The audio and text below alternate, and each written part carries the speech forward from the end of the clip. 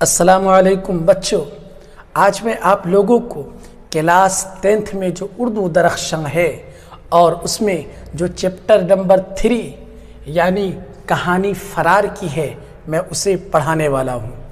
आप सब मुझे उम्मीद है कि बड़ी मेहनत से और लगन से पढ़ते हैं और मेरे वीडियो पर बने रहते हैं। इंशाअल्लाह अगर आप मेरे वीडियो पर बने रहेंगे और पूरी किताब को उर्दू दरख्शां को पढ़ लेंगे मेरे द्वारा, तो मुझे उम्मीद है कि आपको कामयाब होने से कोई नहीं रोक सकता।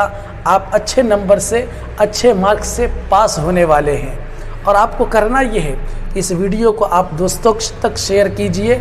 इंशाअल्लाह अगर आप ऐसा करेंगे तो आपके आपके लिए भलाई भी होगी और आपके दोस्त भी आप ही की तरह अच्छे नंबर से कामयाब हो जाएंगे।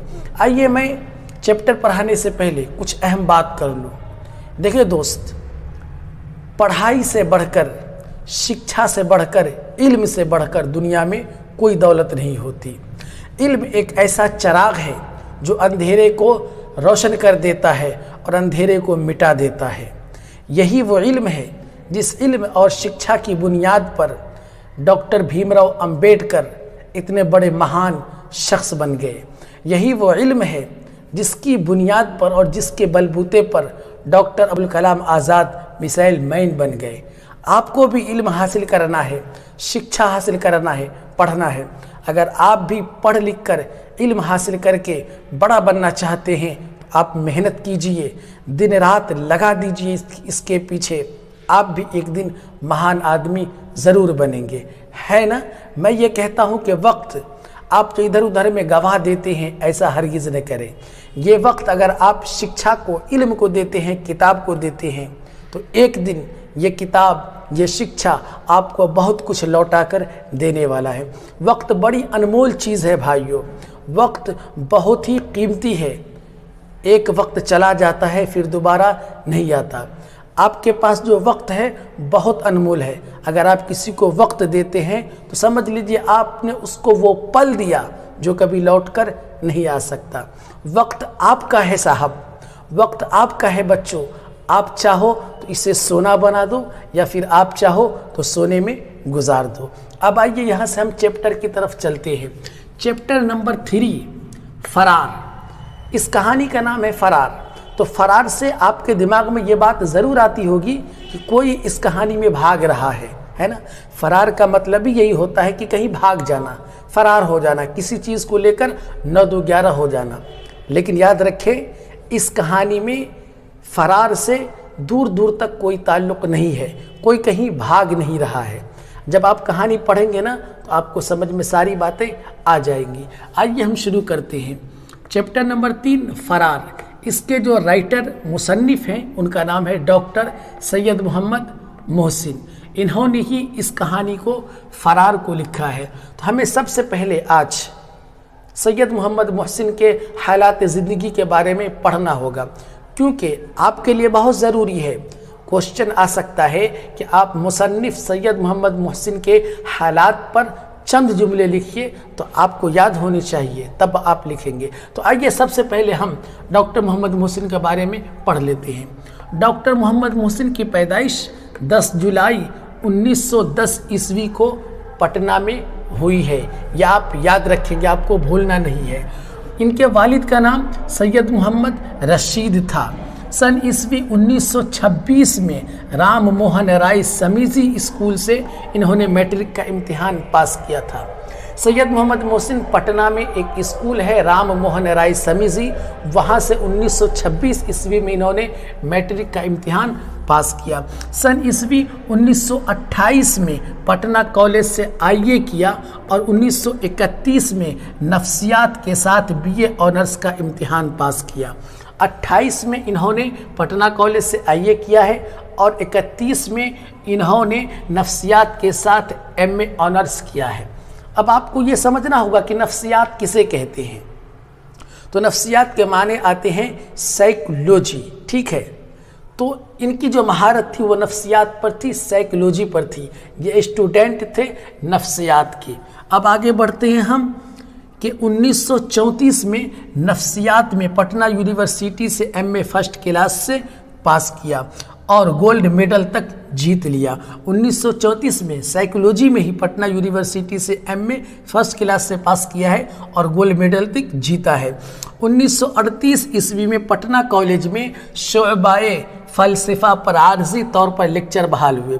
1938 میں نفسیات پر ہی یعنی سائیکولوجی کے کلاس میں ہی، شعبہ کہتے ہیں درجہ کو، کلاس کو، ڈپارٹمنٹ کو، جو سائیکولوجی نفسیات کا ڈپارٹمنٹ تھا اس میں یہ لیکچر بحال ہوئے عارضی طور پر۔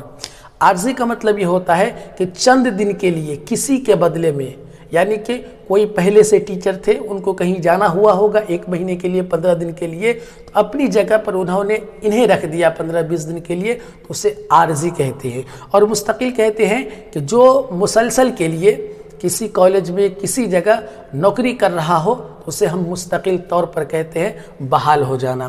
تو انہوں نے 1938 میں پٹنہ کالج میں شعبہ فلسفہ پر ہی عارضی طور پر لیکچر بحال ہوئے تھے، لیکن 1948 عیسوی میں پٹنہ یونیورسٹی کے شعبہ نفسیات میں مستقل طور پر لیکچر بحال ہو گئے۔ 1948 عیسوی میں یعنی دیش آزادی کے 1 سال کے بعد انہوں نے شعبہ نفسیات جو تھا اسی یونیورسٹی میں، اس میں یہ مستقل طور پر سب دن کے لیے لیکچر بحال ہو چکے تھے۔ ٹھیک ہے، اب آئیے ہم آگے بڑھتے ہیں کہ انہوں نے بہت ساری کتابیں لکھی ہیں۔ ان کی جو کتابیں ہیں وہ بہت ساری کتابیں ہیں، لیکن مشہور اور مقبول کتابیں ان کی یہ ہے انوکھی مسکراہٹ، نفسیاتی زاویے اور زخم کے پھول۔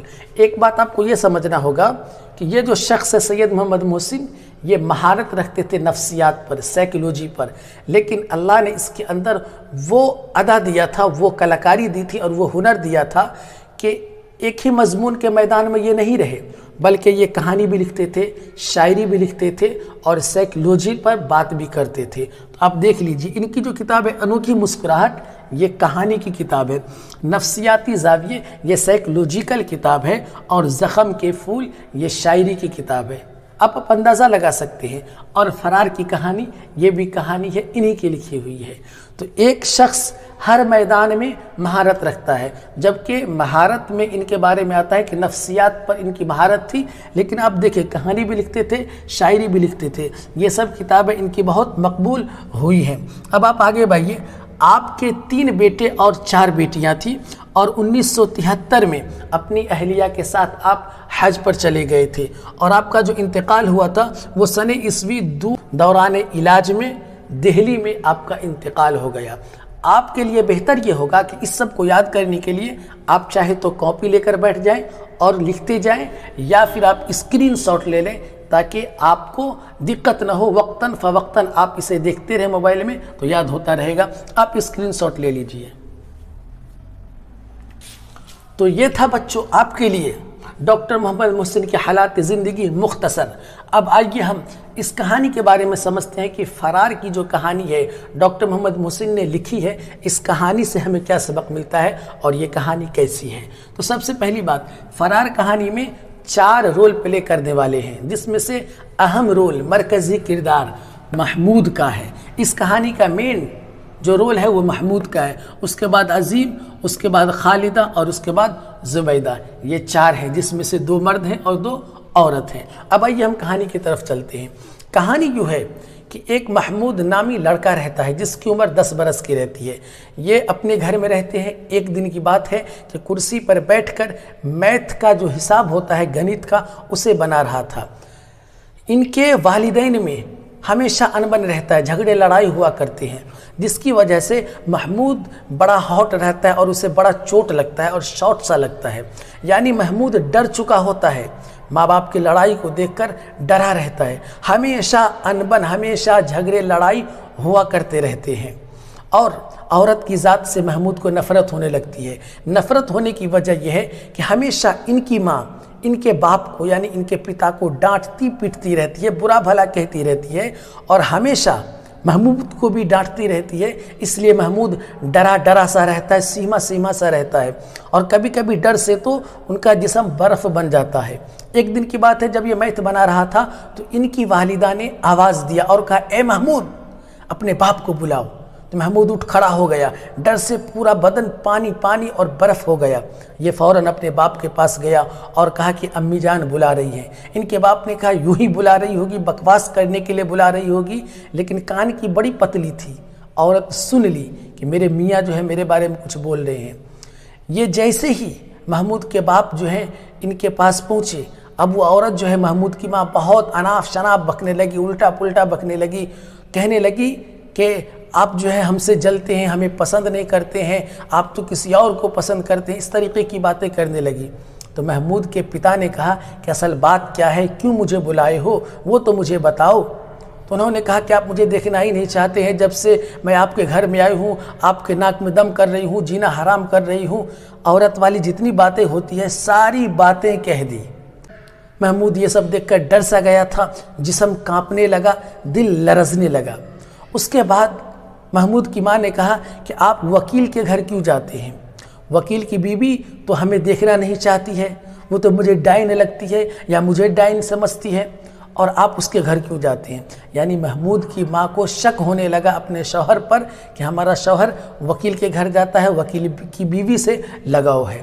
دیکھیے شک کا علاج کہیں نہیں ہے، پوری دنیا کے ڈاکٹر کے پاس ہر بیماری کا علاج ہو سکتا ہے، مگر شک کا علاج کچھ نہیں ہو سکتا ہے۔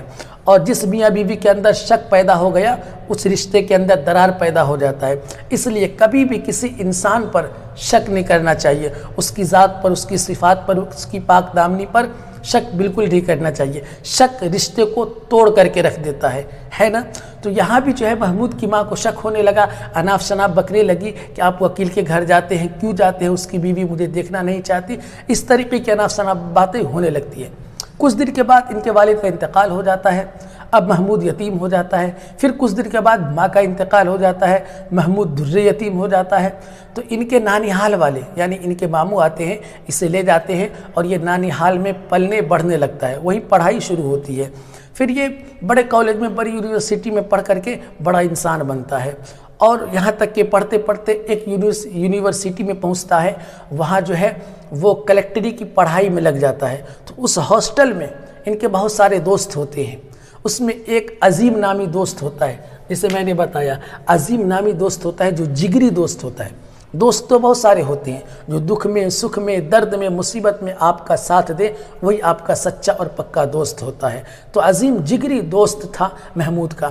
محمود ہمیشہ تنہا رہنا پسند کرتا تھا، کہیں کسی سے بات نہیں کرتا تھا، ہمیشہ اداس اداس رہتا تھا۔ سارے دوست اسے ہنسانا چاہتے تھے، سارے دوست اسے خوش رکھنا چاہتے تھے، مگر ان کے چہرے پر خوشی نہیں آتی تھی، کیونکہ یہ ہمیشہ عورتوں کی ذات سے نفرت کرنے والا انسان بن چکا تھا۔ ایک دن کی بات ہے کہ کلاس میں محمود بیٹھا ہوا تھا اور پیچھے ایک لڑکی بیٹھی ہوئی تھی جس کا نام خالدہ تھا۔ خالدہ بار بار نہار رہی تھی محمود کو، یہ نہارتے ہوئے عظیم نے دیکھ لیا، تو عظیم نے محمود سے کہا کہ محمود کیا بات ہے، خالدہ تمہیں بار بار دکھتی ہے؟ تو محمود نے کہا ایسی کوئی بات نہیں ہے، میں عورت کی ذات سے نفرت کرتا ہوں، مجھے عورتیں بالکل پسند نہیں ہے، ایسی تہمت مت لگاؤ، یہ بہت بڑا گناہ ہے۔ لیکن عظیم تو دوست تھا، دوست کے سامنے تو ساری باتیں آ جاتی ہے، دوست کھلم کھلا بات کرتا ہے۔ انہوں نے کہا نہیں کچھ بات تو ضرور ہے۔ ایک دن کی بات ہے کہ عظیم نے محمود سے کہا دیکھو ہم خالدہ کو فلاں جگہ بلاتے ہیں، تم بھی وہاں آؤ گے، دونوں میں کیا ہے بات صاف ہو جائے گی، وہ تمہارے بارے میں کیا سوچتی ہے، تم اس کے بارے میں کیا سوچتے ہو، بات صاف ہو جائے گی۔ تو نمائش کی جگہ پر عظیم جو ہے ان کو آنے کے لیے کہا، مطلب پارک وغیرہ میں ان کو آنے کے لیے کہا۔ تو خالدہ پہنچ چکی تھی، لیکن جب عظیم ہاسٹل سے نکلا اور کچھ ہی قدم آگے بڑھا تھا کہ وہ ڈر سا گیا، کانپ سا گیا کہ میں عورت کے پاس جاؤں، میں لڑکی کے پاس جاؤں، میں تو ان سے نفرت کرتا ہوں اور یہ تو بہت بڑا گناہ ہے۔ فوراً وہ پھر اپنے کمرے میں آ گیا۔ ایک دن کے بعد عظیم پھر آیا اور ان سے کہا کہ بھائی تم نہیں پہنچے تھے، کیا بات ہے؟ تو محمود نے کہا کہ دوست میں نے پہلے منع کیا تھا کہ میں عورت ذات سے نفرت کرتا ہوں، اور ایسی کوئی بات نہیں ہے جو تم سمجھ رہے ہو، یہ بہت بڑا گناہ ہے، تم تہمت مت لگاؤ۔ دھیرے دھیرے یہ جو ہے محمود پڑھتے پڑھتے ایک دن کلکٹر بن گیا۔ کلکٹر بننے کے بعد بڑے بڑے گھروں سے ان کے لیے رشتے آنے لگے، بہت بڑے بڑے گھروں سے، پیسے والے گھروں سے رشتے آنے لگے، لیکن یہ کسی رشتے کو حامی نہیں بھرتا تھا، ہاں نہیں کہتا تھا۔ لیکن ایک دن کی بات ہے کہ اس کی نظر زبیدہ نامی لڑکی پر پڑ گئی۔ یہ لڑکی بڑی خوبصورت تھی، ایک ہی نظر میں محمود کو پسند آ گیا۔ محمود نے عطا پتہ کر کے ان کے والدین تک خبر دیا اور کہا کہ مجھے آپ کی بیٹی پسند ہے۔ تو زبیدہ کے والدین نے کہا ٹھیک ہے لڑکا بھی کلیکٹر ہے کیوں نہ شادی ہو جائے. تو وہاں پر زبیدہ کے والدین نے کہا کہ میری بیٹی ابھی میٹرک میں ہے، جب تک وہ میٹرک کا امتحان نہیں دے گی تب تک ہم اس کی شادی نہیں کریں گے. تو محمود نے ضد کیا اور کہا کہ آپ نکاح کر لیجئے اور میٹرک کے امتحان دینے کے بعد رخصتی کر دیں گے. نکاح ہو گیا اور نکاح ہو جانے کے بعد یہ محمود اپنی ڈیوٹی پر چلا گیا. جیسے ہی زبیدہ کا امتحان ہوا، امتحان ہو جانے کے ایک ہی دن کے بعد محمود نے 2.5 مہینے کی چھٹی لے لی اپنے آفس سے اور بڑے ہی خوشی و مسرت کے ساتھ وہاں سے نکلا رخصتی کے لیے کہ آج میں اپنی زبیدہ کو رخصتی کر کے اپنے گھر لاؤں گا.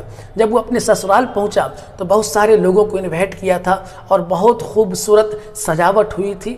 تو خوشی بخوشی محمود اپنے سسرال گیا اپنی بیوی کی رخصتی کے لیے.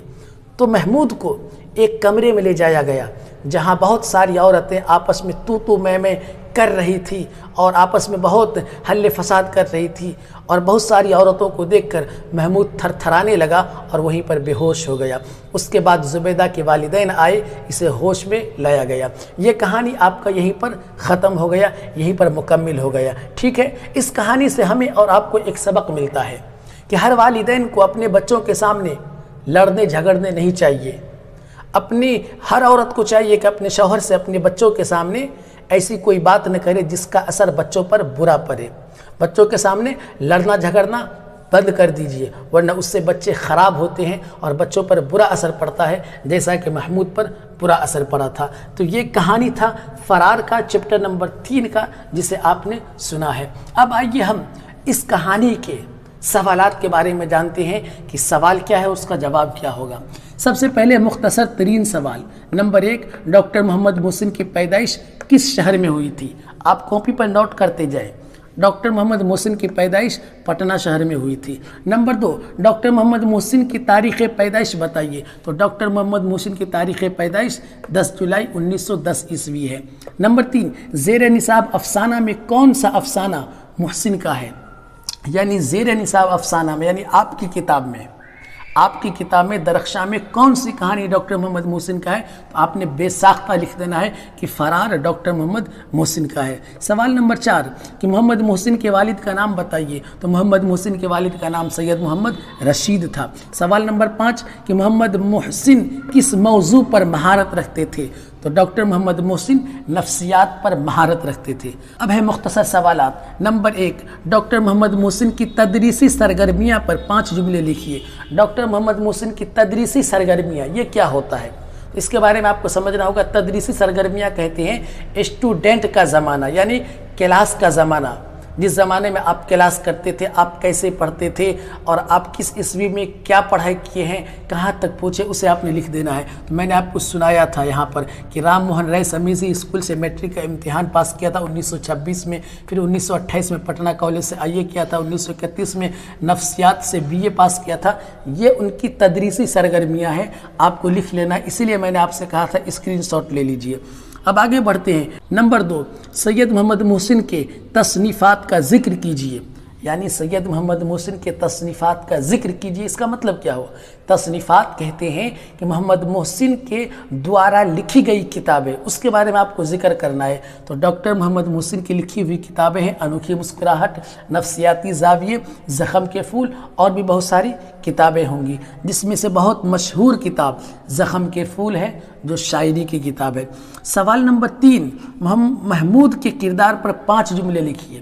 جو اس کہانی کا مرکزی کردار محمود تھا اس کے بارے میں آپ کیا سمجھے، کیا سنے، کیا جانے، اس پر آپ نے 5 جملے لکھنے ہیں. تو آپ لکھ دیں گے کہ محمود کو جو ہے عورت ذات سے نفرت ہو گئی اور کیوں ہوئی. تو میں نے آپ کو سنا دیا تھا، آپ کو 5 جملے لکھ دینے ہیں. اب ہے طویل سوالات. طویل سوالات کہتے ہیں کہ اس کے جواب کو آپ نے 1-2 پیج میں لکھنا ہے. تو نمبر 1، محمد محسن کے افسانہ نگاری پر ایک مضمون لکھیے. یعنی ڈاکٹر محمد محسن جو افسانہ لکھتے تھے ان کے افسانے کے اندر کیا درد ہوتا تھا اور کیا کہتے ہیں پرویا جاتا تھا اور کیسی سمجھ کی باتیں ہوتی تھی انسانوں کو اور آج کی قوم کو، آج کے معاشرے کو کیا سیکھنے کو ملتا تھا. آپ نے ایک مضمون لکھنا ہے 1.5 پیج میں. تو آپ سمجھ ہی گئے ہوں گے ان کے اس کہانی سے کہ وہ کیسے رائٹر تھے، کیسے مصنف تھے اور کیسی کیسی باتیں لکھتے تھے. نمبر 2، افسانہ فرار کا مرکزی کردار اپنی خیال سے خود پیش کیجئے. یعنی افسانہ فرار کہانی جو ہے، ان کے اندر جو 4 رول پلے کرنے والے تھے، ان میں اہم آپ کو کون لگا، بہتر آپ کو کون لگا، یعنی کس کے اوپر یہ کہانی ہے اپنے حساب سے آپ کو پیش کرنا لکھنا ہے. تو مجھے لگتا ہے کہ محمود کی کہانی ہے یہ، اور محمود پر ہی یہ کہانی لکھی گئی ہے. تو اس سوال کا جواب یہی ہو جائے گا. اسی کے ساتھ آپ کا یہ چیپٹر نمبر 3 کہانی فرار مکمل ہوا. اب مجھے امید ہے کہ آپ لکھ چکے ہوں گے یا اسکرین شاٹ لے لیے ہوں گے. اب آپ محنت سے یاد کریں، لکھیں، پڑھیں. انشاءاللہ میری دعا ہے کہ اگر آپ محنت سے لکھیں گے، پڑھیں گے تو آپ کو کامیاب ہونے سے کوئی نہیں روک سکتا ہے. گزارش آپ سے یہ ہے کہ اس ویڈیو کو آپ شیئر کیجئے اپنے دوستوں تک، اپنے یاروں تک، اپنے فرینڈ تک جنہیں اچھا ٹیچر نہیں مل پاتا ہے. اگر آپ میرے ویڈیو پر بنے رہیں گے تو انشاءاللہ میں انوکھے انداز سے پڑھاتا ہوں. میں آپ کو پڑھاؤں گا اور آپ کو 100% کے 100% نمبر آئیں گے، یہ مجھے امید ہے. اسی لیے آپ اس ویڈیو کو شیئر کر دیجئے اپنے دوستوں یاروں تک. السلام علیکم.